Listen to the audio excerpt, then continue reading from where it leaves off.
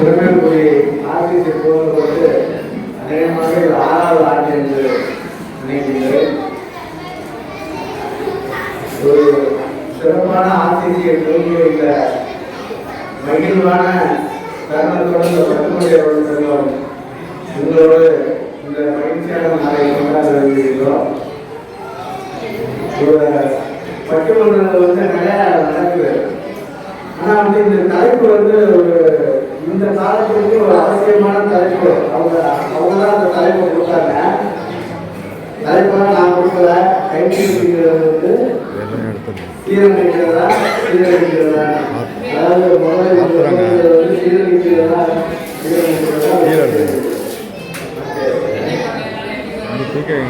முதல்ல பாசிட்டிவ் எனர்ஜியா இருக்கட்டும் அப்படின்னா சீரமைக்கிறதா அல்லது சீரழிக்கிறதான்னு சொல்றேன்.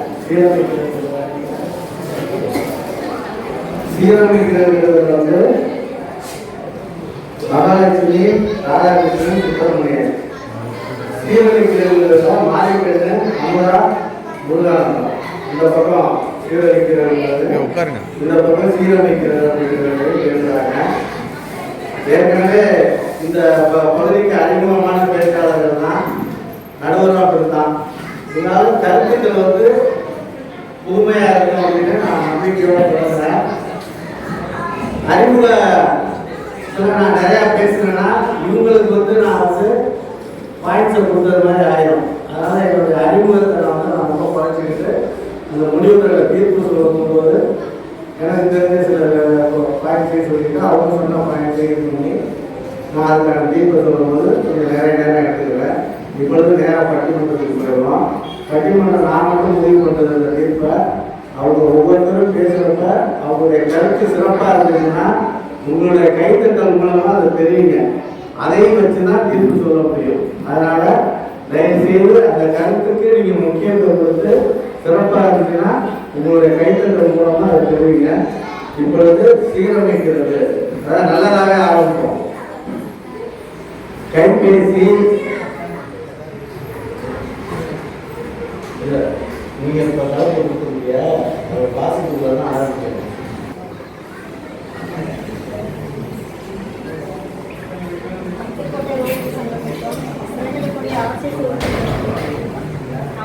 பட்டுக்கோட்டை ரோடு சங்கத்திற்கும் மேலக்கூடிய ஆர்சிசி உறுப்பினருக்கும் பொதுமக்களுக்கும் அனைவருக்கும் எனது பொங்கல் விளையாட்டு விழாவில் கலந்து கொண்டு பரிசு வந்த மாணவர்களுக்கும் புத்தாண்டு மற்றும் பொங்கல் நல்வாழ்த்துக்களை தெரிவிக்கிறேன்.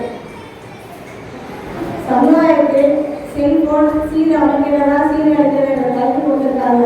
நான் சீர் அமைக்கிறது என்ற தலைப்பு பேச வந்துள்ளேன். மூணு நிமிஷம் உங்களுக்கு ஒவ்வொருத்தரும் 3 நிமிஷம் ரொம்ப லைட்டாக போகலாம். அதுக்குள்ள எவ்வளோ ஷார்ட்டாக பேசணும். செல்போன் இப்போ டெக்னாலஜி வளர்ந்துகிட்டே இருக்குது. எல்லாமே அதில் 4G 5G பிக்சர் கூகுள் எல்லாமே வருது. நம்ம ஒரு விஷயத்தை தெரிஞ்சுக்கிறோம்னாக்கா செல்போனில் பொருள் அப்டேட் பண்ணாக்கா எல்லா விஷயமும் நமக்கு தெரிஞ்சு வீட்டில் அந்த வேணும் தெரிஞ்சுக்கலாம். கொரோனா காலத்தில் பிள்ளைகளுக்கு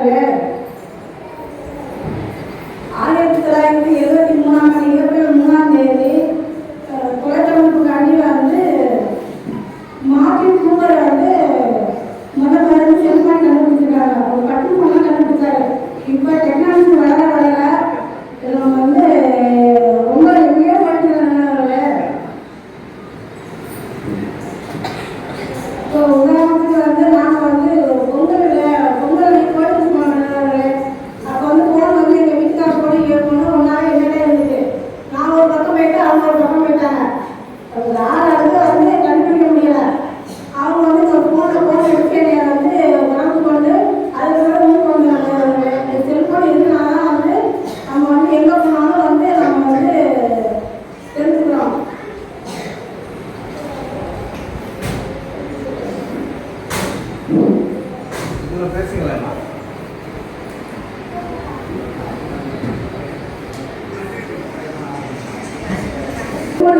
வந்து ஒரு பொருள் காணாம கூட ஒரு பைக் வந்து வீட்டில் இருக்கிறது அந்த பைக்கை வந்து நைட்டில் வந்து திருட வந்தால் கூட செல்ஃபோன் வந்து அலாரம் செட் பண்ணி வச்சுருக்கேன். அது தொட்ட விட அவங்க கண்டுபிடிச்சிடலாம். செல்ஃபோன் பைக்கை திருட வராங்க அப்படின்னு எல்லாத்துக்குமே உதவியாக இருக்கும் செல்ஃபோன். முக்கியமாக வந்து கல்விக்கும் ரொம்ப முக்கியமாக இருக்கிறது.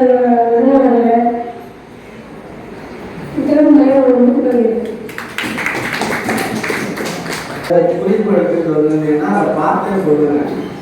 ஏன்னா நீங்க பேசுறதுக்காக தான் குறிப்பெடுத்து வந்திருக்கீங்க இல்லைங்களா?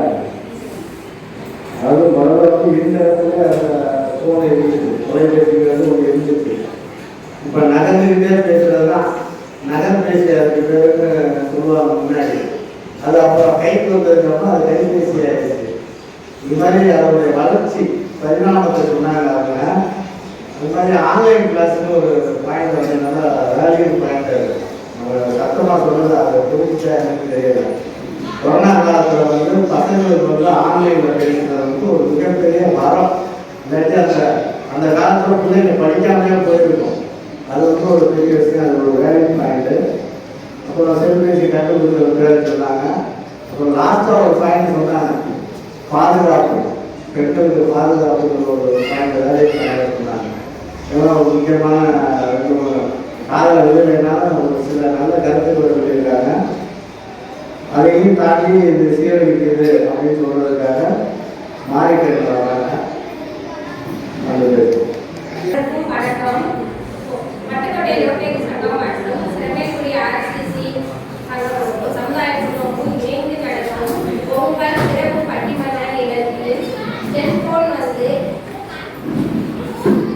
செல்போன் சமுதாயத்தை சீரழிக்கிறதா சீரழிக்கிறதா என்ற தலைப்பில் நான் சீரழிக்கிறது என்ற தலைப்பை பேச வந்துள்ளேன். ஐயா நடுவர் அவர்களே, எதிர்த்தரப்பில் மகாலட்சுமி தோழி அவர்கள் சொன்னார்கள், ஆன்லைன் வகுப்புகள் மூலம் குழந்தைகள் வீட்டிலிருந்து படிப்பதற்காக செல்போன் பயன்படுத்தினார்கள் என்று. அப்படியெல்லாம் இல்லை நடுவர் அவர்களே.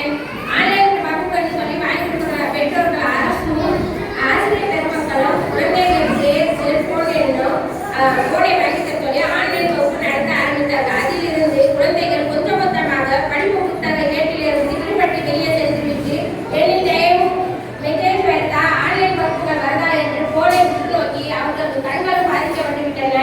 உடலில் உள்ள அனைத்து அசையாமல் இருந்து கொண்டு குழந்தைகள் அதையே முன்னோக்கி பார்ப்பதனால் கண் பார்வை கோளாறும், கையில் அதை பயன்படுத்திக் கொள்வதனால் கையில் எல்லாம் வந்து சுருங்கிவிட்டு விரல்கள் அப்படி போய் டச் பண்ற ஒரு இது அதே மன உணர்வோடு குழந்தைகள் இருக்கிறது.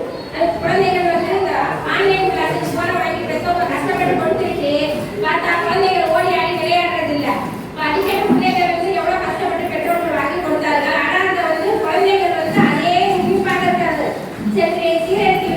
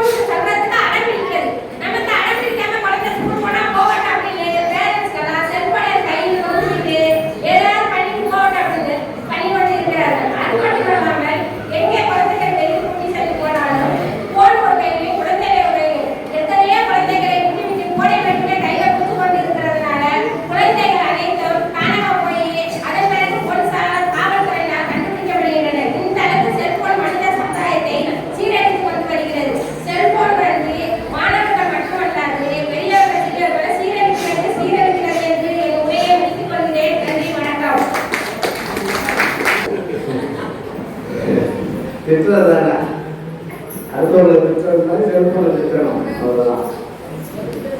மருத்துவ ப்ரொஃபஷன்லேயும் வந்திருக்காங்க, அவங்க ஆசிரியர் ப்ரொஃபஷன் இருக்குது. படிப்பு பாதையில் போனது, பணம் பறி போனது, நேரம் வீணாகி போனது, பணம் கெட்டு போனது, மானம் காற்றில் போனது. இதை அனைத்தும் உன்னை கையில் வைத்திருந்ததுனால் இதுதான் அவங்க சொன்னாங்க. ஒரு கவிதையா அவங்க சொல்லியிருக்காரு. அது அதாவது இவங்க சொன்னதில் வந்து நான் ஒரே ஒரு பாயிண்ட் எடுத்துக்கிறேன். மொத்தமாக பிள்ளைங்களுக்கு வாசிக்கிற பழக்கம், ஒரு புத்தகத்தை எடுத்து வாசித்து அதுலேருந்து கருத்துக்களை தெரிஞ்சுக்கிற விஷயம் வந்து போயிடுச்சு. கேள்வி கேட்கலாம், அவங்களுக்கு ஒரு மனசு வேணாம், செல்ஃபோனையும் படித்து வேலை தெரிஞ்சுக்கிறாங்க அப்படின்னு. செல்ஃபோனில் படித்து தெரிஞ்சுக்கிறதுக்கும் ஒரு புத்தகத்தை எடுத்து படிக்கிறதுக்கும் நிறைய வித்தியாசம் இருக்குது. அது புத்தகத்தை படித்து பார்த்தா தான் அதனுடைய அருமை தெரியும். இவங்க சொன்னதுலேருந்து மொத்தத்தில் எடுத்துக்கிட்டோம்னா பிள்ளைங்களுக்கு வாசிக்கும் பழக்கம் போயிடுச்சு. மற்றதெல்லாம் எல்லாருக்கும் தெரிஞ்ச ஒரு விஷயம் தான். ஒரு கோபமாக பேசிட்டு அமர்ந்துருக்காங்க. அடுத்து அவங்களுக்கு பதில் சொல்வதற்கு ராதாகிருஷ்ணன் இவர் வந்து ஒரு அனுபவசாலி. அவருடைய அனுபவத்தில் இந்த கைபேசியை எப்படி பார்க்கலான்னு நம்ம தெரிஞ்சுக்கிறோம்.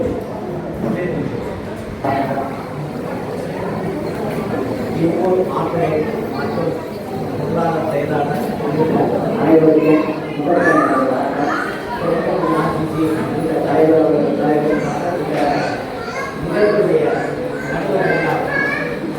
அவர்களுக்கு எனது முதல்ல வணக்கத்தை தெரிவித்துக் கொண்டு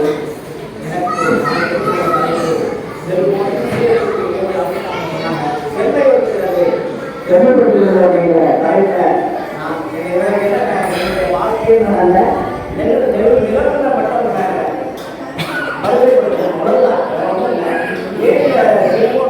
தவறாக பயன்படுத்துறதுனால தான் சில தவறான செயல்கள் நம்மகிட்ட அதுக்கு காரணமாக அமைகிறது.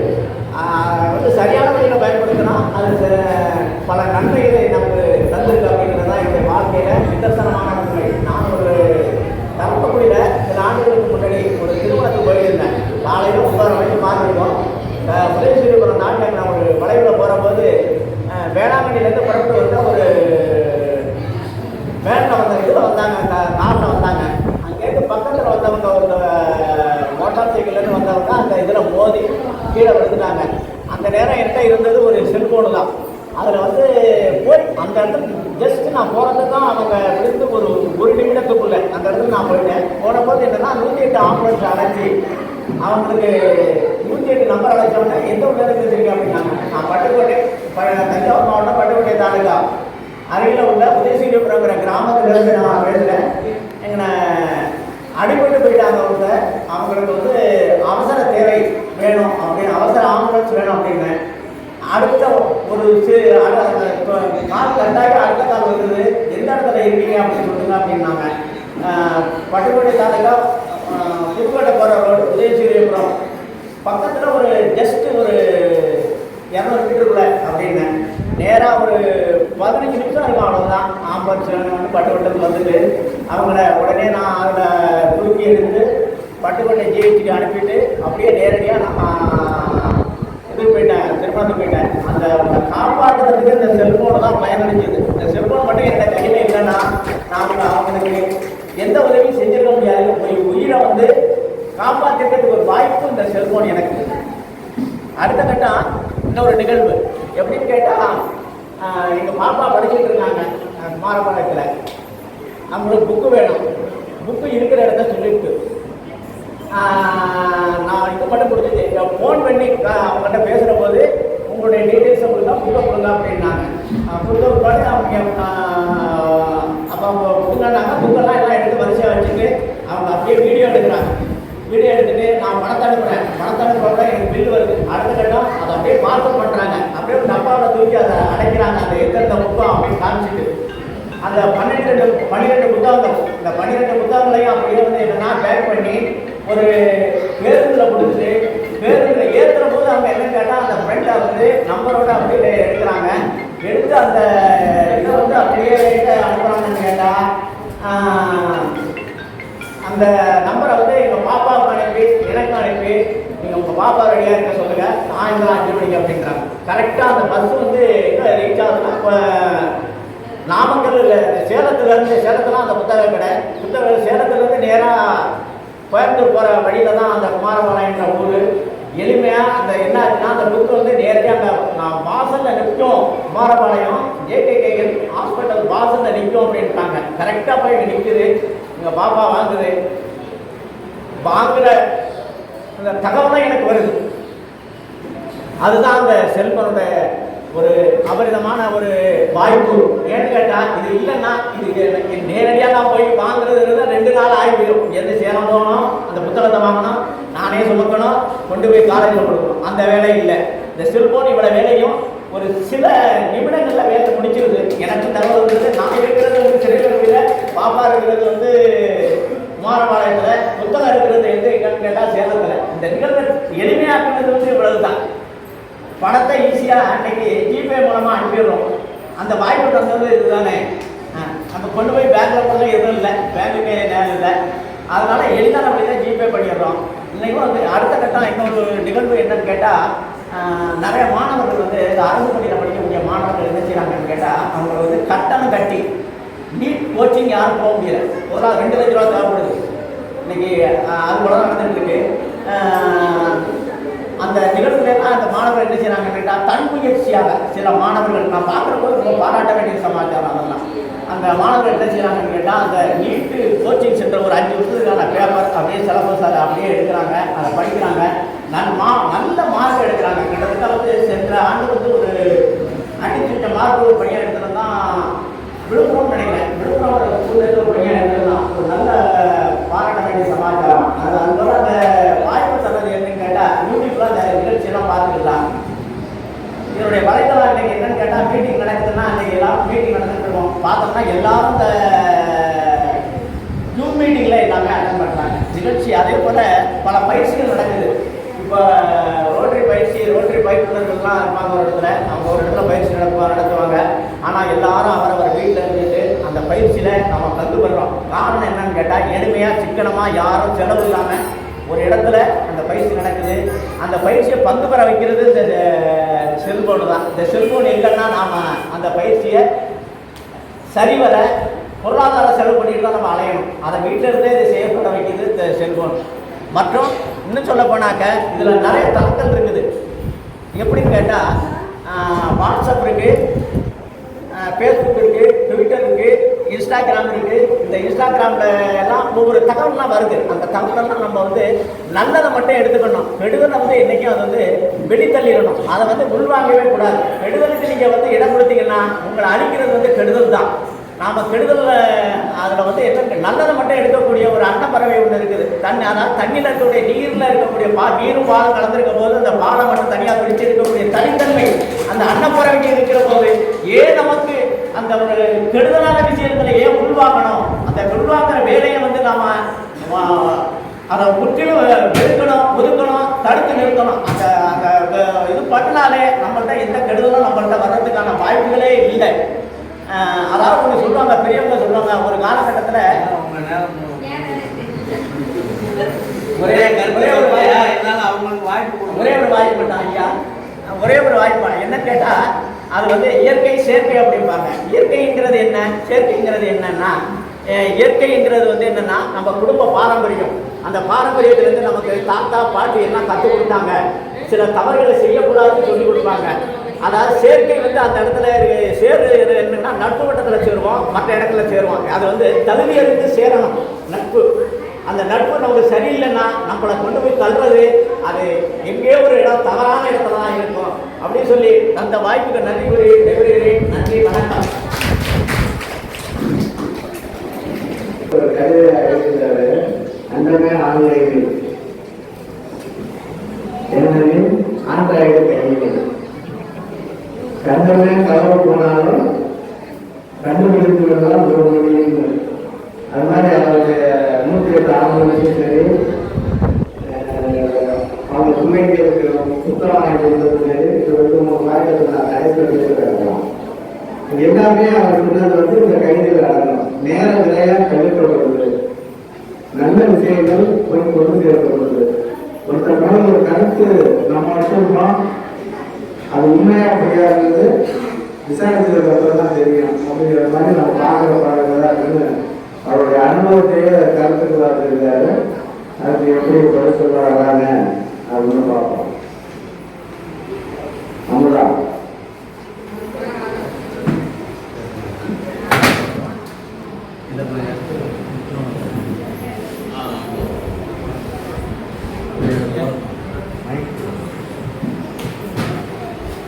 அவையோர் அனைவருக்கும் முதலில் வணக்கத்தை தெரிவித்துக் கொள்கிறேன். சமுதாயத்திற்கு செல்போன் சீரழிவா சீரமைப்பா என்ற தலையில் சீரழிவே என்று பேச வந்துள்ளேன். ஐயா அண்ணா ராதாகிருஷ்ணன் சொன்னாரு, அண்ணா வந்து பாலை தனியா பிரிச்சிருமா, நல்ல கட்டத்தை தெரிஞ்சு நல்லத்தை உருவாக்கிக்கணுமா. ஒரு வயசு பிள்ளைக்கு நல்ல கட்டத்தை எப்படியா தெரியும்? அதுக்கிட்ட செல்போன் அது நல்ல கட்டத்தை தெரியுமா? நமக்கே முதல்ல தெரியுது நல்ல கட்டத்தை. அண்ணா பார்த்த பாலை தண்ணியை பிரிக்கிறது மாதிரி நம்மளும் பிரிக்கலாம். மனசு நினைக்குது செல்போன் போகக்கூடாதுன்னு, ஆனா அதுக்கிட்ட தான் போக வைக்குது நம்மள. ஏன்னா அந்த கூட இருக்கலாம், எதையுமே பார்க்க வேண்டாம், ஒரு 1/2 மணி நேரம் இருந்துட்டோங்க, யாராச்சும் மெசேஜ் பண்ணிருக்காங்களா அப்படின்னு அந்த போனுக்கு தான் நம்ம மனசு போகுது. அந்த வந்த மெசேஜே திருப்பி இருக்கிறத பார்த்துட்டு இருக்கோம் நம்ம.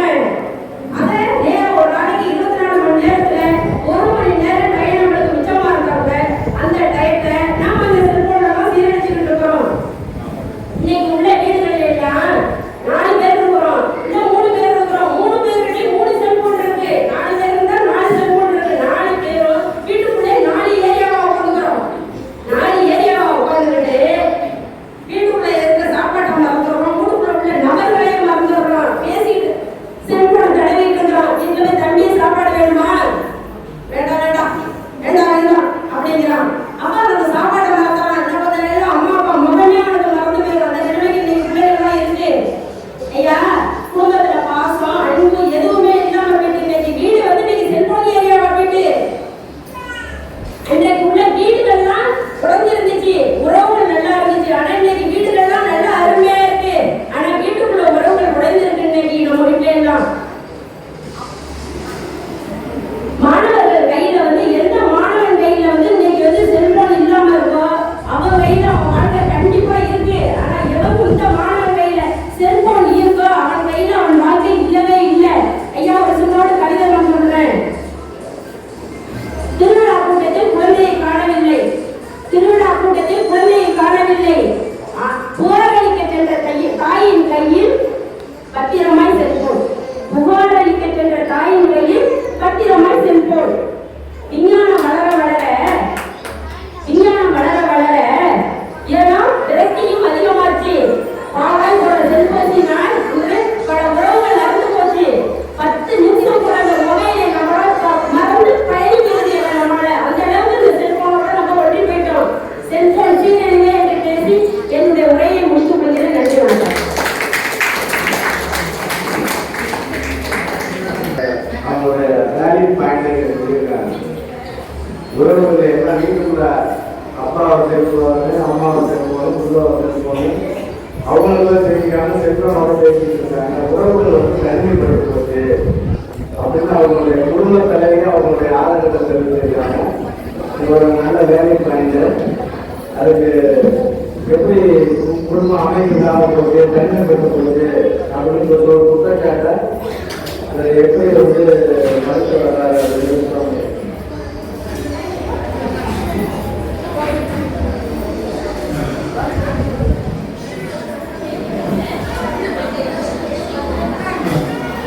அனைவருக்கும் என்னுடைய ஆர்வத்திற்காக உங்கள் வாழ்த்துக்களையும் இப்ப தலைப்பு வந்து செல்போன் சமூகத்தில் சீரழிக்கிறதா தேவைக்கிறதா.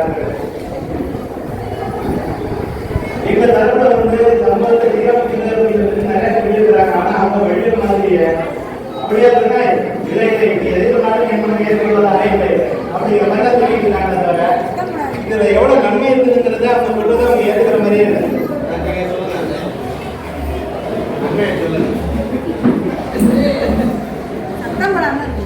ஒரு பசியும் ஓராப்பினியும் சிறுவரையும் சேராது என்பது நாடு அப்படின்னு சொல்லியிருக்காங்க.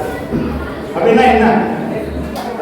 பசி இல்லாதவங்க நோய் நொடி இல்லாதவங்க, பகைமை பாராட்டாத நல்ல எண்ணம் படைத்தவர்கள் இருக்கிற நாடு ஒரு சிறந்த நாடு என்று சொல்லலாம் என்று வள்ளுவர் சொல்லியிருக்கிறார்.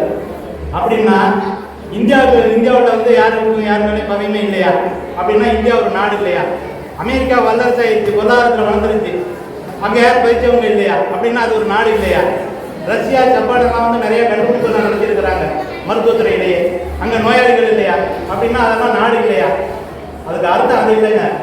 நிறைய கண்டுபிடிப்புகள் இருந்தாலும் நிறைய குறைகள் இருந்தாலும் அதையெல்லாம் நிறைவடைய செய்யணும்.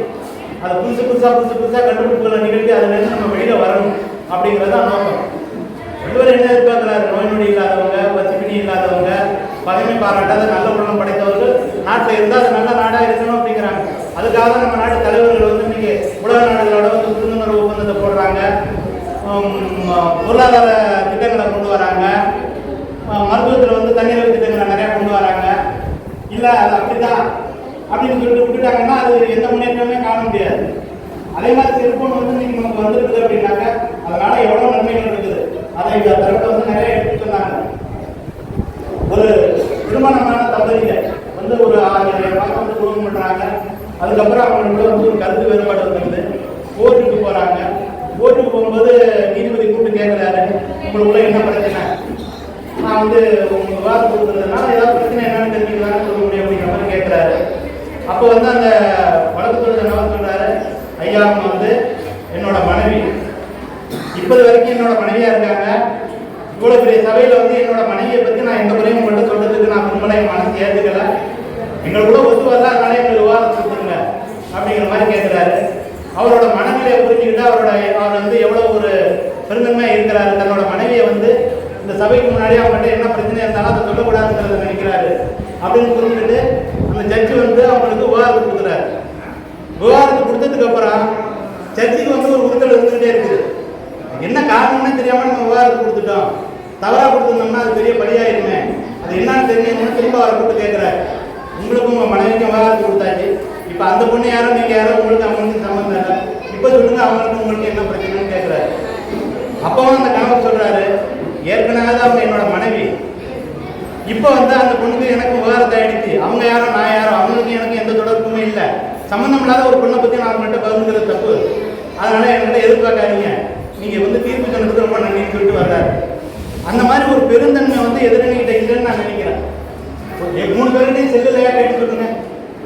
3 பேருமே செல்லை வச்சிருக்கிறாங்க, பயன்படுத்துறாங்க. 3 பேர் மட்டும் இல்லை, இங்க இருக்கிற எல்லாருக்கிட்டையுமே செல்லு இருக்கும். செல்லை பயன்படுத்திக்கிட்டு அதில் வந்து குறை இருக்குது, அது வந்து சமூகத்தை சீரழிக்குது, நீங்க பயன்படுத்திக்கிட்டே அதில் வந்து குறை சொல்லியிருக்கீங்கன்னா அது என்ன நியாயம்னு எனக்கு தெரியல. அதே மாதிரி தீயவை தீய பயத்தால் தீயவை தீயும் அறியப்படும் சொல்லியிருக்கிறாங்க. எந்த ஒரு விஷயமும் வந்து அது நம்ம சமுதாயத்துக்கு தீமையை கொடுக்குது அப்படின்னா அது ஒரு நெருப்புல இருந்து நம்ம எவ்வளவு விளைவிக்கிறோமோ அந்த மாதிரி அதுல இருந்து நம்ம விளைவிக்கிறோம். இப்போ செல்போன் வந்து நம்ம சமுதாயத்துக்கு வந்து தீமையை பண்ணுது, தீமையை விளைவிக்குது அப்படின்னு சொன்னா செல்லுக்கு இருந்து நம்ம நெருப்புல இருந்து எப்படி விளைவிக்கிறோமோ அந்த மாதிரி விளைவிக்கிறோம். அந்த மாதிரி அவங்க விளைவிக்கிறாங்களா? யார் கையில செல்லுங்க? எல்லாத்தையும் பயன்படுத்திக்கிறீங்க, பயனடைவீங்க, ஆனா செல்லு வந்து சீரழிக்குது, செல்லு வந்து சீரழிக்குதுன்னா நடுவில்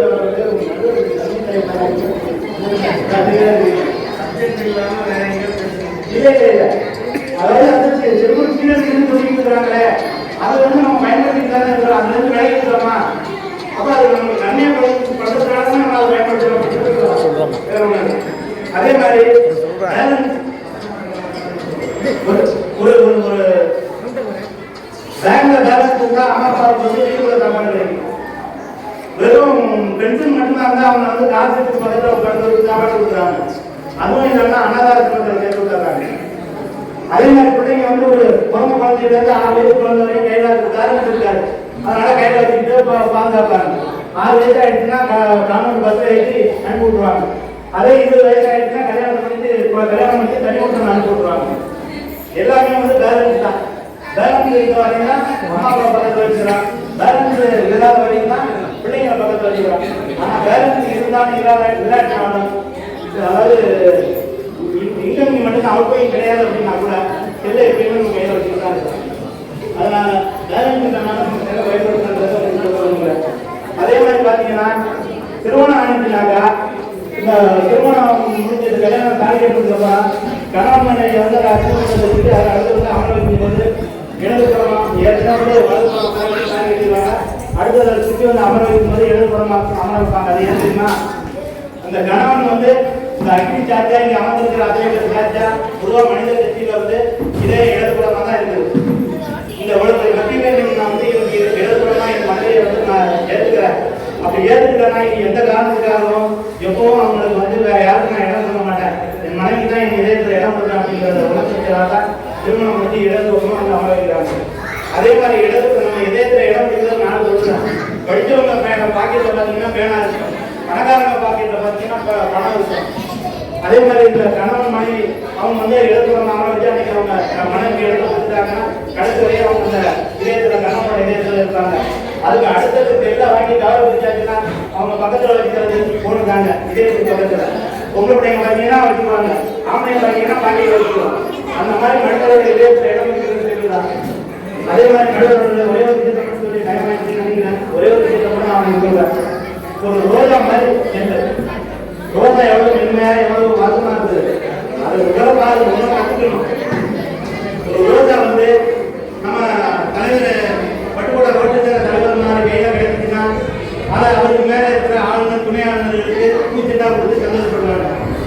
நம்ம நடுவர் மாதிரி ஒரு ஆன்மீகத்துல திருமணம் கையில கிடைச்சிச்சுன்னா அதை ஆண்டவனுக்கு பூசை மலராக்கி அர்ச்சனை பண்ணி பயிலுவாங்க. என்ன மாதிரி இளைஞர்னா தப்பா நினைக்காது. நான் வந்து தலைக்கு பயிர் வச்சு கொஞ்சம் இளமையாக மாற்றிக்கிட்டேன். அதே மாதிரி என்னோட மனசை கொஞ்சம் இளமையாக்கி எண்ணங்களை மாற்றிக்கிட்டு சொன்னால் உங்களுக்கு வேற ஒன்றும் இல்லை. என்ன மாதிரி இளைஞர்கள் கையில் கிடைச்சிச்சுன்னா அதை தன்னோட காதலிக்கு காதல் பரிசாக கொடுப்பாங்க. அதே ஒரு சின்ன குழந்தைங்க கையில் கிடைச்சிச்சுன்னா இந்த மலரோட அருமை தெரியாது, பிச்சு வீசிடுவாங்க. அது மாதிரிலாம் சொல்லிட்டு அவங்க கையில் மாட்டிக்கிட்டு சீரழிக்குது. அது உண்மை தான், நான் ஏற்றுக்கிறேன். ஆனால் செல்லு வந்து சமுதாயத்தை சீரழிக்கல. நீங்கள் தான் செல்லை சீரழிக்கிறீங்க. நீங்கள் தான் செல்லுக்கு பேரை கெட்ட பேர் ஏற்படுத்துறீங்க. நீங்கள் எப்படி கையாடுறீங்களோ அந்த கையாடுற விதத்தில் தான் அது நம்ம சமுதாயத்துக்கு நன்மை பயக்கணும்னு சொல்லி வாய்ப்புக்கு நன்றி கூறி விடுகிறேன். நன்றி, வணக்கம்.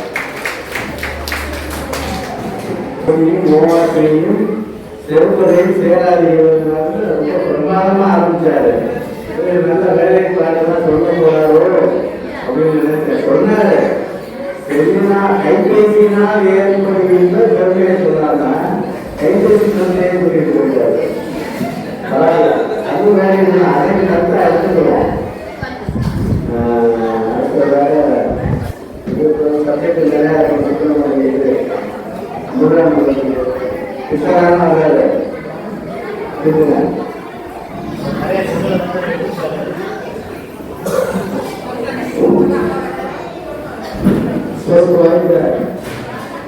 இந்த பட்டிமன்றத்தில் நடுவரையாக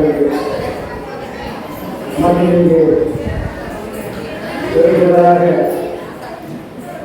கூடிய அமைந்திருந்த உங்கள் அனைவருக்கும் எனது பொதுவாக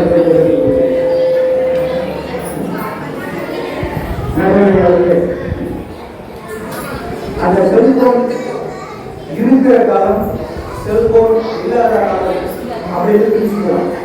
அப்பதான் இந்த செல்போன்னால நம்மளுடைய பழக்க வழக்கங்கள் அந்த சீரியல்கள் எப்படி இருக்குன்னு பார்க்க முடியும். சில பேர் பார்த்தீங்கன்னா ஒரு 1990 மேலதான் செல்போன் இல்லாத காலம். அந்த செல்போன் இல்லாத காலத்தில் உள்ள குழந்தைகள் தான் நாட்டுக்கோடி மாதிரி. இப்ப இந்த செல்போன் இருக்கிற காலத்தில் உள்ள குழந்தை தான் ராயலோடி மனுஷன். எப்படின்னா அவங்க விளையாடுற விளையாட்டு எல்லாமே மைதானத்துல விளையாடுறாங்க. ஆனா இப்ப இந்த பசங்க விளையாடுற மைதானமே இந்த போன் தான் பாத்தீங்கன்னா இந்த போனை விட்டு எங்கேயும் போக மாட்டாங்க. ஒண்ணுல என்னுடைய நண்பர் ஒருத்தர் தஞ்சாவூர்ல பிரைவேட் கம்பெனில ஒர்க் பண்றாரு. அவருக்கு ஒரு 5 வயசு பையன். அவர் வீட்டுல இருந்தாருன்னா அவன் அப்பா அம்மா பார்ப்பான். வீட்டு வெளில போயிட்டாருன்னா அப்பா அம்மா பார்ப்பான். ஒரு நாள் ஒரு கம்பெனிக்கு போறாரு. இந்த பையன் அம்மா அம்மா பார்த்துட்டான். போன 15 நிமிஷத்துல ஆக்சிடென்ட் ஆகுது. உடனே அங்கே உள்ளவங்களாம் ஆபீஸ்ல சேர்த்துறாங்க. இவருக்கு வந்து வெற்றி முடியாது. உடனடியாக வெற்றி ஏற்றணும், ஆபரேஷன் பண்ணணும். இவங்க உடனே வந்து ஆஸ்பத்திரி நிர்வாகம் யாரு அட்டன் பண்ணுறாங்கன்னா ஒன்றில் யாரோ உடனே இவங்க ஐடி கார்டு கொடுக்குறாரு, கம்பெனியில் போட்டதுனால ஐடி கார்டு கொடுக்குறாரு. அந்த எமர்ஜென்சி கான்டாக்ட் மட்டும் ஒய்ஃபோட நம்பர் கொடுக்குறாங்க. அந்த ஒய்ஃபோட நம்பரை அழைக்கிறாங்க ஆஸ்பத்திரி நிர்வாகம். அங்கே அந்த பையன் என்ன பண்ணுறான், ஃபோன் பார்த்துருக்கான். வருட போனேன் கொஞ்சம் பிள்ளைங்களை கொஞ்சம் அமைதியாக இருக்கணும். இங்க விளையாடிட்டு இருக்கான். ஆஸ்பத்திரி நிர்வாகம் வந்து போன் வந்துட்டு இருக்கு. கட் பண்ணி கொடுத்து போன் விளையாடிட்டு இருக்கான். அவங்க அப்பா உயிருக்கு பூசல் அடிச்சிருக்காரு, பிளட் நிற்கல. உடனடியாக ஆப்ரேஷன் பண்ணுவாங்க. 4 மணி நேரம் போராடுறாங்க ஆஸ்பத்திரி நிர்வாகம். அப்புறம் தஞ்சாவூர் லோக்கல்ங்கிறதுனால ஒரு வாட்ச்மேன் அனுப்பி அந்த அட்ரஸை கண்டுபிடிச்சி அவங்களை அழைச்சிட்டு வந்து அதன் பிறகு ப்ரொசீட் பண்ணுறாங்க. ஏன்னா இது வந்து இது ஒரு வீட்டில் மட்டும் நடக்கல, நிறைய வீட்டில் நடக்குது. இது வரைக்கும் வர காலை கட் பண்ணி வந்து ஒரு பசங்க விளையாடுறாங்க. அதே மாதிரி பார்த்தீங்கன்னா ஃப்ரீ ஃபயர்னு ஒரு கேம் இருக்கு. ஸ்கூல் முடிஞ்சு வந்தாலும் வீட்டில் வந்தாங்க இவங்க ஸ்கூல் ஐடி இந்த பசங்க 15 பேர் ஆளாளுக்கு அவன் வீட்டில் இருந்து இந்த கேமை விளையாடுறான். 2 மணி நேரம் 3 மணி நேரம் 10 மணி நேரம் விளையாடுறான். முன்னாடி பார்த்தீங்கன்னா இந்த குழந்தைய அழைச்சிட்டு அதாவது காலம் கொடுத்து கல்யாணம் விஷயத்துக்கு மண்டபத்தை அழைச்சிட்டு போவாங்க. அழைச்சிட்டு போறவ அங்கே போய் இந்த பையன் அவன் போய் விளையாடுவான். ஒரு யாரு விளையாடுவான், எல்லா கோயிலும் ஜாலியாக இருப்பான். ஆனால் இந்த காலத்து பசங்களை அப்பா அம்மா அழைச்சிட்டு போவாங்க. அழைச்சிட்டு போனா கல்யாணம் பண்ணுறத ஏதாச்சும் ஒரு சேர்ல உட்கார வச்சு இந்த ஸ்மார்ட் போனை கையில் உட்கார எதுக்குன்னா ஒன்று ஒரு புள்ள தொலையாமல் இருக்கணும், 2வது மூணு தொலையாமல் இருக்கணும். அது 2க்கும் பாதுகாப்பு இருக்குது. இதை வாங்கிட்டு ஸ்மார்ட் போனை வாங்கிட்டு ஸ்மார்ட்டாக உட்காந்துருக்கான். எவ்வளோ நேரம் அவங்க அப்பா திருப்பி வந்து ஃபோன் வாங்குறதுக்கு பிராய்லர் போயிட்டுல அதனாச்சும் இந்த காலை அப்படி அசைக்கும், இந்த காலை அப்படி அசைக்கும், அதுக்கப்புறம் மூச்சு வாங்கும். ஆனால் இவன் 8 மணி நேரமா 9 மணி நேரம் பேட்டரி இந்த கையிலே அசைக்கணும். அப்படியே வந்து ஃபோன் பார்த்துருப்பான். அந்த அளவுக்கு இந்த ஃபோனில் மோகம் பசங்களுக்கு பசங்கள் மட்டும் இல்லை. கருவறையாளர்கள் இந்த காலத்தில் இளைஞர்கள் இருக்காங்கல்ல, இளைஞர்கள் ரொம்ப மோசம் பண்ணுறாங்க. அதாவது அந்த காலத்துல இளைஞர்கள் என்ன பண்ணுவாங்கன்னா அந்த லீவுக்கு வராங்கல்ல, லீவுக்கு வரும்போது 4 பேர் முன்னா சேர்ந்தாங்கன்னா நல்ல ஜாலியாக அரட்டை எடுத்து பேசிக்கிட்டு சிரிச்சுட்டு இது பண்ணி பண்ணாங்க. ஆனால் இப்போ உள்ள இளைஞர்கள் பார்த்தீங்கன்னா 4 பேர் முன்னா சேர்த்துனா அவங்க கொஞ்சம் வாய்ப்பு எவனும் அடுத்தவங்களோட பேச மாட்டான். 4 ஆளுக்கு ஒரு செல்போன்ல ஒரு முக்கியமான விஷயத்துக்கு மெசேஜ் அனுப்புவான். ஒன்று மெசேஜ் அனுப்புவான், இல்லைன்னா ஆன்லைன் ரம்மி விளையாடுவான். இந்த ஆன்லைன் ரம்மினால இந்த உலகத்திலேயே நம்ம இந்தியாவில் எத்தனை குடும்ப அடைஞ்சிருக்கு எல்லாருக்கும் தெரியும். அந்த அளவுக்கு பண்ணுவான். என்னுடைய நம்பர் இருந்தாலும் நடுவரையோட நம்பர் இருந்தாலும் நம்ம காலையில் சிக்கனி நைட்டு குட்டை வரைக்கும் மெசேஜ் பண்ணிட்டே இருப்பான். ஆனால் என்னோட நேரம் வர உள்ளேன்னு சொல்லணும். அப்படின்னு ஃபோன் தான் உதவான். இந்த ஃபோனில் தான் விளையாடுவான், ஃபோனில் தான் எல்லாமே பண்ணிக்குவான். நடுவர்களே, நான் 3 மாதத்துக்கு முன்னாடி ஒரு மருத்துவத்தை கற்றுட்டேன். அதாவது என்னுடைய ஹெல்த் பார்த்துட்டு மருத்துவர் கற்றுட்டேன். அவர் என்னை செக்அப் பண்ணிட்டு இந்த கையில் ஃபோன் இருந்துச்சு, இந்த ஃபோனை எடுத்து அவர் டாக்டர் சொன்னார், நீங்கள் வந்து இந்த கையில் ஃபோன் வச்சுருக்கீங்க ஏன்னு கேட்டார். அவர் சொன்னார், இந்த ஃபோன் வந்து அதிகமாக கதிர்ச்சி வெளியிடுது, அதனால பார்த்துட்டு ரொம்ப இதாக இருக்கும் அப்படின்னா. நான் சொன்னேன், என்னுடைய டாக்டர் ஒருத்தர், என்னுடைய நண்பர் ஒருத்தர் டாக்டர் இருக்காரு, நான் 1 மாதத்துக்கு முன்னாடி அவரை பார்த்தேன். அப்போ நான் இந்த பேங்க் கார்டில் என் ஃபோன் வச்சுருந்தேன் சார். அப்போ அவர் என்ன சொன்னார்னா, பேங்க் கார்டில் ஃபோன் வச்சாரு, ஆன்லைன் தொலைவு வரும், கிட்னி பிரச்சனை வரும் அப்படின்னு என் நண்பர் சொன்னார். இப்போ நீங்கள் வந்து ஆர்ஜென்ட் பிரச்சனை வருவீங்க, அப்போ இந்த ஃபோனை எங்கே சார் வச்சுக்கிறது, ஃபோனை எங்கே வச்சுக்கிறது அப்படின்னு நான் கேட்டாங்க. அவர் விளையாட்டு சொன்னாரு, உங்களுக்கு உறுப்பு முக்கியமா இல்லை ஃபோன் முக்கியமா நீங்கள் சொல்லுவீங்க. பக்கத்தில் இந்த ஃபோனை வச்சுருக்கோமோ அதிகமாக கதிர்வீச்சு விடுது, அந்த உறுப்பு ஆட்டோமேட்டிக்காக டேமேஜ் ஆகிடும். அதனால அந்த செல்போனை நீங்கள் எப்படி வச்சுக்கணும், நீங்கள் முடிவு பண்ணிக்கணும். நண்பர்கள் அவர்களே, ஒரு கருவியை நம்ம கண்டுபிடிக்கிறோம்னா இந்த உலகத்தில் அது இந்த சுற்றுச்சூழலுக்கு, மனித குலத்துக்கு, விலங்கினங்களுக்கு எல்லாத்துக்கும் உகந்ததாக இருக்க வேண்டும்.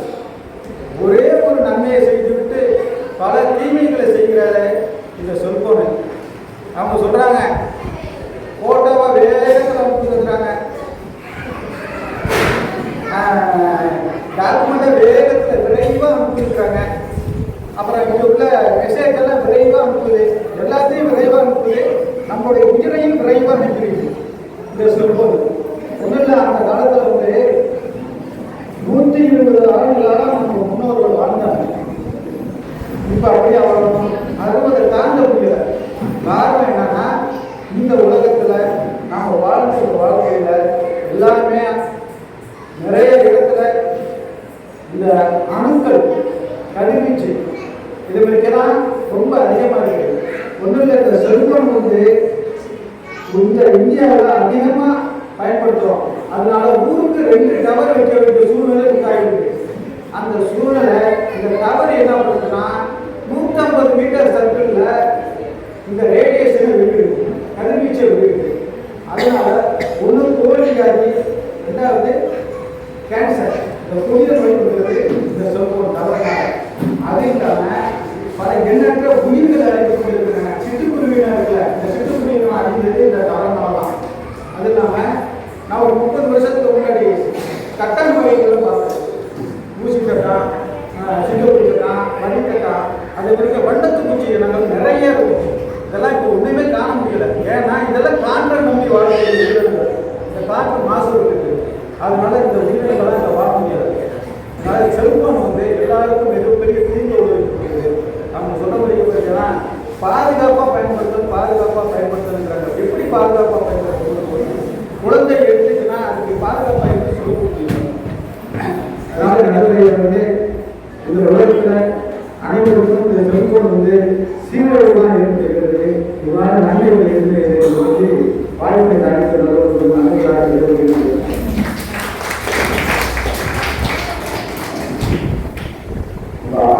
கொஞ்சம் சிறப்பாக பேசியிருக்காங்க. நேரம் கருதி நானும் சிறப்பாக முடிச்சிருக்கோம். அதாவது இன்றைக்கு வந்து குழந்தைகள் காரணம் கொடுத்து கேளுங்க பிள்ளைங்களா, அதுக்காக பெற்றோர்கள் காரணம் கொடுத்து கேட்க வேண்டாம்னு அர்த்தம் இல்லை. அட்டென்ஷன் வந்து குழந்தைங்களுக்கு இப்போ என்ன பேசினாங்க ஓரளவு கேட்டுருக்கீங்க. செல்போன் வந்து என் பிள்ளைய எடுத்துருச்சு, என் பிள்ளையோட படிப்பை எடுத்துருச்சு, என் பிள்ளைங்க விளையாடுறதை எடுத்துருச்சு இப்படின்னு சீரழிக்கிறதுங்கிற காரியத்தில் அவங்க ஆதரவுலாம் போட்டாங்க. சீரழிவுங்கிறது கைபேசினால மட்டும்தான் இந்த உலகத்தில் நடந்துகிட்டு இருக்கா அப்படிங்கிற ஒரு கேள்வியை நான் அவங்கள்ட்ட முன்வைக்கிறேன். சீரழிவுங்கிறது இன்றைக்கு நம்முடைய சுகாதார கேள்வி. நம்ம வந்து இன்னைக்கு நம்மளை சுற்றி என்ன நடந்துகிட்டு இருக்குங்கிறது தெரியுமா? இன்னைக்கு வந்து கடல் மட்டும் உயர்ந்துட்டு வந்துட்டு இருக்கு. கடலூர், சென்னையெல்லாம் இன்னும் பயந்துறாரு செய்தி தான். இன்னும் ஒரு 25 வருஷம் 50 வருஷத்துல கடலூரே இருக்காருக்கலாம். ஏன்னா கடல் கொள்ளணும் அப்படின்னா இந்த மாதிரி கடல் கொள்ளணும் அப்படிங்கிறதுக்கு ஏற்கனவே நிறைய நமக்கு இது சாட்சிகள் இருக்கு. அதனால இதை நம்ப முடியாதுன்னு சொல்ல முடியாது. இந்த மாதிரி இயற்கை அழிவுகள் வர்றதுக்கெல்லாம் யார் காரணமாக இருக்காரு? செல்போனா, கைபேசி. இந்த கைபேசிகள் சொன்னால் எந்த வருஷத்துல கைபேசி வந்து 90க்கு முன்னாடி அழிவு இல்லையா?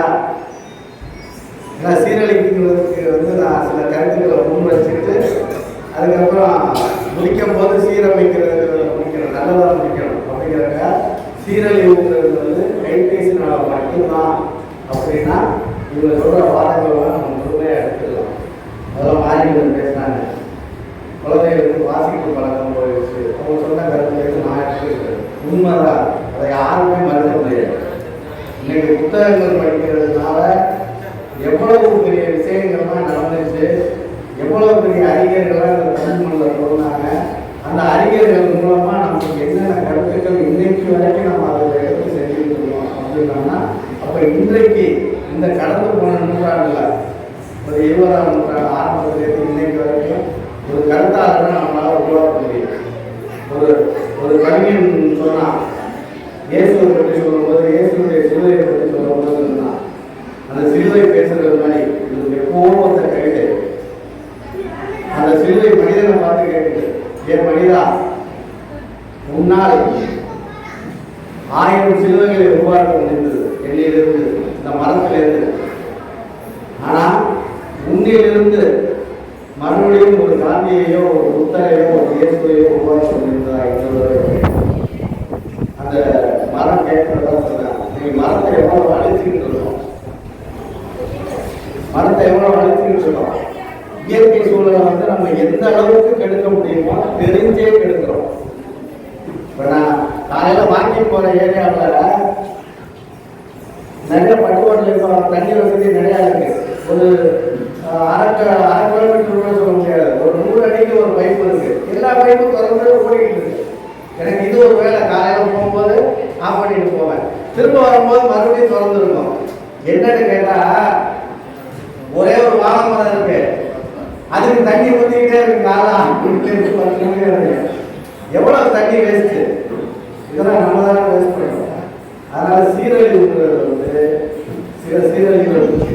அது அந்த வாழ்க்கை பழக்கம் போச்சு, உறவுகள் தனிமையாயிடும். இதை வந்து நம்ம ஒத்துக்கிட்டு தான் ஆகணும். இதை வந்து யாருமே மறுக்க முடியாது. இந்த கைபேசினால நண்பர்கள் எல்லாம் இருக்கோம்னா, 4 பேர் ஒரு ரூம்ல இருக்கோம்னா, எங்கேயோ போன தங்குறோம்னா 4 பேர் செல்போனை பார்த்துட்டு உட்காந்துருக்கோம். போனதே தனிமைக்காக, நம்ம மனம் விட்டு பேசுறதுக்காக. ஆனால் அங்கே போய் என்ன பண்றோம், 4 பேர் தனிமையாக இருக்கும். ஆனால் மனிதர்களை தனிமையாகி உறவுகள் இல்லை, மனிதனை மொத்தமா ஒரே இடத்துல மனித இனத்தை வந்து தனிமைப்படுத்திடுச்சு. இயற்கையிலேருந்து தனிமைப்படுத்திடுச்சு, உறவுகளிலேருந்து தனிமைப்படுத்திடுச்சு, அறிவு களஞ்சியமான புத்தகங்கள்லேருந்து நம்மளை தனிமைப்படுத்திடுச்சு. என்னெல்லாம் நல்ல விஷயமோ அதுலேருந்து நம்மளை தனிமைப்படுத்தி சீரழிவு சொன்னாங்க. 2வது பாயிண்ட் ஒரு வேல்யூ பாயிண்ட். அது மாதிரி சொன்னாங்க, குழந்தைகள் வந்து விபரீதங்களை புரிஞ்சுக்கிறது இல்லை. குழந்தைகள் வந்து செல்போனை கையில் கொடுத்துட்டா தன்னை சுற்றி என்ன நடக்குது அப்படிங்கிறது அவங்களுக்கு தெரியும். அதனால என்னென்ன விபரீதங்கள் நடக்குதுங்கிறதையும் புரிஞ்சுக்கிறது. ஆனால் புரியக்கூடிய வயசு இல்லை, ஒரு குறைந்தபட்சம். ஏன்னா புரியக்கூடிய வயசு 14லேருந்து அந்த டீன்னு சொல்லுவாங்க, 16, 14, 15, அந்த டீனேஜ். அவனே புரிஞ்சிக்க மாட்டேறான். அவன் அந்த செல்போனை எடுத்துட்டா சுற்றி என்ன நடக்குதுன்னே தெரிய மாட்டேங்கிறான்.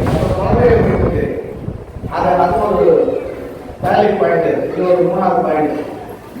அது மாதிரி கதிர்வீச்சு கைபோசியை நம்ம கையில் வச்சுக்கிறதுனால நல்ல விஷயங்கள் நிறையா கிடைக்கும் போது சில வியாதியை நம்ம உருவாக்கிட்டு ஆகணும். இன்னைக்கு மாசு கொடுத்துட்டாலும் எல்லா சாப்பாடையும் தான் சாப்பிட்றோம். அதுக்காக நல்ல சாப்பாடுன்னு களியே சாப்பிட்டு இருக்க முடியாது. அதனால ஒரு சில நல்ல விஷயங்களுக்காக சில நோய்களையும் நம்ம உருவாக்கிக்கலாம், வேற வழி இல்லை. இது ஒரு வேலை பாயிண்டா நான் அந்த சீரழிவுலேருந்து ஒரு 4 வேலை பாயிண்ட். அடுத்து சீரமைக்கிறது வரும். மகாலட்சுமி சொன்னாங்க, கொரோனா காலத்தில் பிள்ளைங்களுக்கு ஆன்லைன் கிளாஸ் நடத்துனாங்க அப்படிங்கிறது. அது வந்து உண்மையிலே வந்து அந்த 2 ஆண்டு காலம் இருக்க அது வந்து மனித இனம் வந்து இந்த செல்போன் வந்து நோயினால தனிமைப்படுத்தின காலத்து வரைக்கும் நம்முடைய எல்லா வேலைகளையும் வெளியில தான் போவையே தவிர எல்லா பணிகளும் தடைபடாம நம்மளால செய்ய முடிஞ்சிச்சு, வருமானங்களை ஈட்ட முடிஞ்சிச்சு, தொலைக்காட்சிகளை பார்க்க முடிஞ்சு, எல்லாத்தையுமே நம்ம அனுபவிச்சோம். அதுக்கு ஒரே காரணம் நம்ம கையில் இருந்தால் கைப்பேசி, நெட் வருது, ஆன்லைன் வருது. இதை யாரும் பார்க்க முடியுமா? அதனால எல்லா வகையான வசதிகளையும் நம்மளால் பெற்றுக்கொள்ளணும். இந்த கைபேசி மட்டும், இந்த இன்டர்நெட், ஆண்ட்ராய்டு மட்டும் நம்ம கையில் இல்லாமல் இருந்துச்சுன்னா உலகத்தில் என்ன நடக்குதுன்னே நமக்கு தெரியாமல் போயிருக்கு. அது ஒரு அருமையான பாயிண்ட். அதுக்கப்புறம் ராதாகிருஷ்ணன் சொன்னார் 108 ஆம்புலன்ஸ். இன்னைக்கு வந்து இந்த ஆம்புலன்ஸ் இல்லைன்னா பல உயிர்கள் போயிடும். அந்த கைபேசியில் வந்து எமர்ஜென்சிக்காக விசிலுக்காக கொடுத்தா போதும், இதுக்காக இந்த இடத்த நீங்கள் சொன்னால் போதும், வேறு எந்த விவரத்துக்கு ஆக்சிடென்ட்டுக்கு அந்த விவரத்துக்கு சொன்னால் போதும். இன்னைக்கு பல லட்சக்கணக்கான உயிர்கள் வந்து இந்த 108 ஆம்புலன்ஸ்னால காப்பாற்றப்பட்டதுன்னா அதுக்கு மெயின் ஆம்புலன்ஸ் இருக்கும். இப்போ தொலைபேசி இருந்துச்சுன்னா வீட்டில் தான் போய் பேசினா பேசணும்னா முடியாது. கையில் இருக்க கைபேசினால மட்டுமே இது நமக்கு சாத்தியம். அது ஒரு வேலையை பாருங்க. ஜூம் மீட்டிங் இந்த ஜூம் மீட்டிங் வந்து இன்னைக்கு பெரிய பொருளாதார வியாபாரிகளுக்கு, தொழிற்சாலைகளுக்கு, அந்த அவங்க எம்ப்ளாயிகளுக்கெல்லாம் வந்து இன்னைக்கு எந்த விதமான தடையும் இல்லாமல் அவங்களுடைய பணிகளை செய்யறதுனா அந்த ஜூம் மீட்டிங். இதுக்கெல்லாம் கைபேசி வந்து மிகப்பெரிய இன்னைக்கு பொருளாதார முன்னேற்றம் அந்த 2 ஆண்டுகளில் கொரோனா காலத்தில் இல்லாமல் இருந்துச்சுன்னா அது கைபேசி மெயின் காரணம்.